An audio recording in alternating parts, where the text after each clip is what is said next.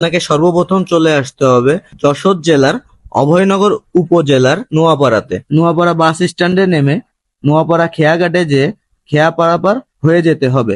খেয়া পারাপার হতে আপনার খরচ হবে মাত্র 2 টাকা। খেয়া পার হয়ে ভ্যান, অটো ও মোটরসাইকেল যোগে আপনি 11 শিব মন্দিরে যেতে পারবেন।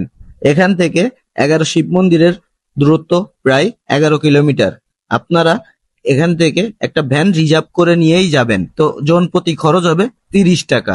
একদিন সময় করে বেরিয়ে পড়ুন 11 শিব মন্দিরের উদ্দেশ্য। পরিবার পরিজন নিয়ে ও বন্ধু বান্ধব নিয়েও আপনারা ঘুরে যেতে পারেন এই 11 শিব মন্দির।